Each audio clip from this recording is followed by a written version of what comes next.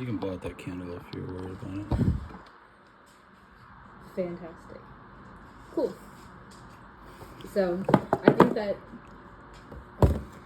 that we can agree that our families have a tremendous amount of power over our understanding of what is normal, natural, right, and good. For example, our parents give us our first demonstration of what a relationship is supposed to look like. I'm going to base all of my future relationships off of your relationship with mom. Good. Because you're my father. Because that's what I grew up seeing. How you interact and shape the way that... How they interact and shapes the way that we construct our own identities, as well as setting the foundation for our own relationships. Okay. So, we're going to talk about how... let's talk about beliefs. How has your family's beliefs and values shaped your worldview and decision-making process? So how did you, growing up in what your parents believed, how did that shape your beliefs now? And how do they differ? How do they conflict? Well, that's a lot. So, the thing that I just thought about is I have voted to the right or been a Republican my entire life. Even going through college when all my friends decided they were on the left and more liberal, I stayed on the right. And so I thought about it when I was voting the other day, and I thought, why am I socially conservative? Why am I fiscally conservative? Why am I all this conservative talk? And it turns out the first time I remember talking about it was to my dad, who was a staunch Republican, and he was super conservative. And so I was that's funny because I was just thinking about it the other day, and no rhyme or reason or anything like that, but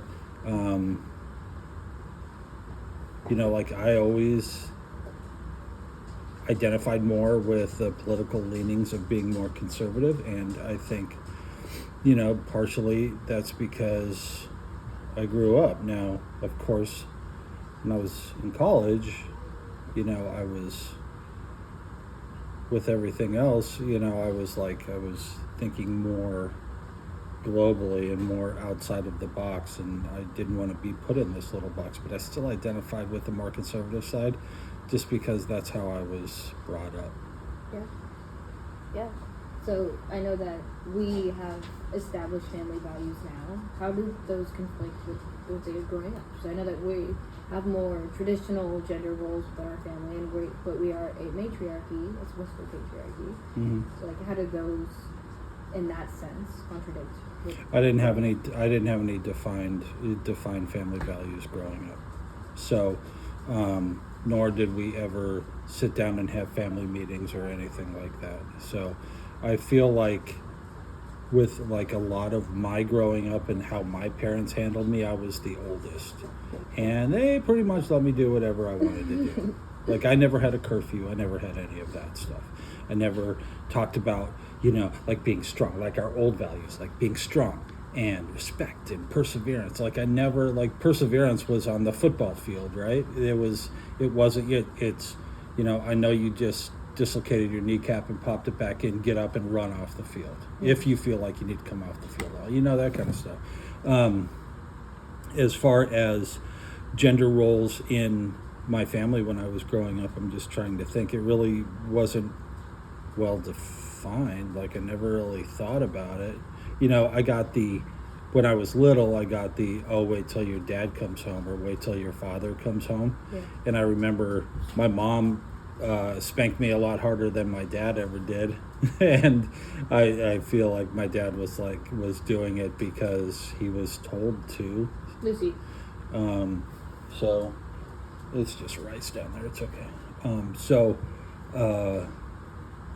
I really don't know if I was shaped that way. Yeah, I'll tell you one thing about my parents is they were both drinkers and they were both alcoholics, and they got drunk every night.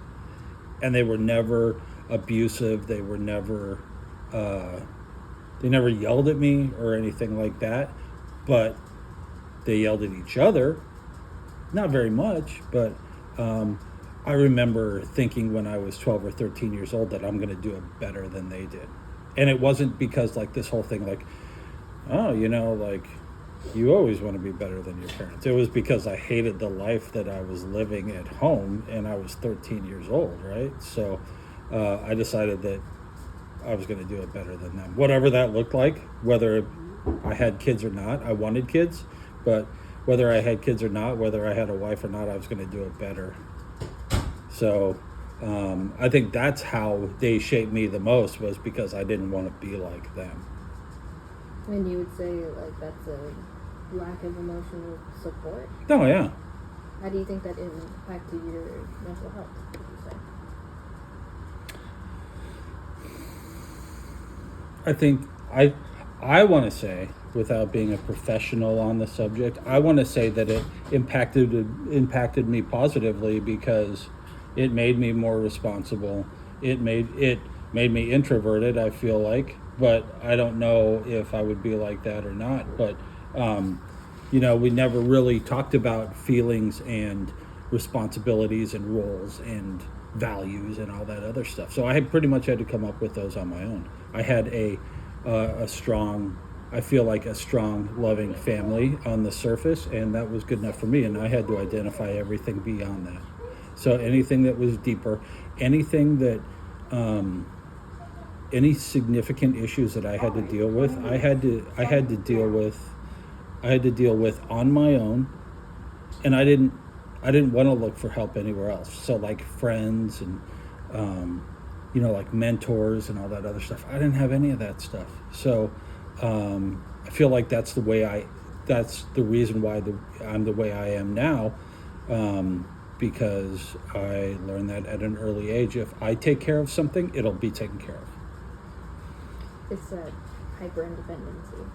Yeah, because I had nobody to rely on, on a deeper basis. So I'm gonna do it myself. So if not your parents, who was your role model? I didn't have one. You didn't have one? No. I mean, do you think that influenced who you are now? Yeah, because I had to do everything on my own. Like I had the transient role models. I had the football coach during football season. I had the rugby coach during rugby season. I had, I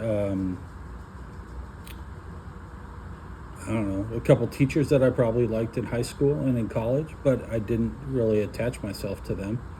I don't feel like I had any defined role models. And that's a sense of pride for me, because I don't need them, or I didn't need them. But then I look on the other hand and I'm like, well, if I had role models, I just think how much better my life would be, and my life is great. So where would it be now if I had that?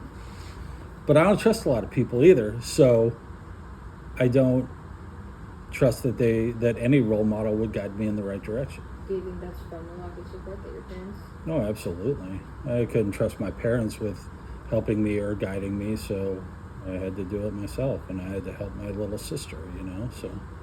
You can't trust people who brought you into the world. How can you trust anybody in the world? Maybe.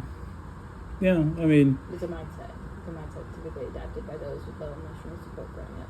Yeah. On the note of them not really being there for you that much, whenever, let's say, like, conflict arose within the house, how was that resolved? Or was it resolved? It wasn't. It wasn't resolved. Like I said, after I became bigger than my dad, he never really, it was all surface stuff. Hey, how's your day? Yeah, it's great. How's yours? Yeah, great. Hey, can I take the truck tonight? Yeah, sure. Make sure you're home, at a reasonable hour. That was the most of a curfew I ever got, and that's because I was driving this brand new truck.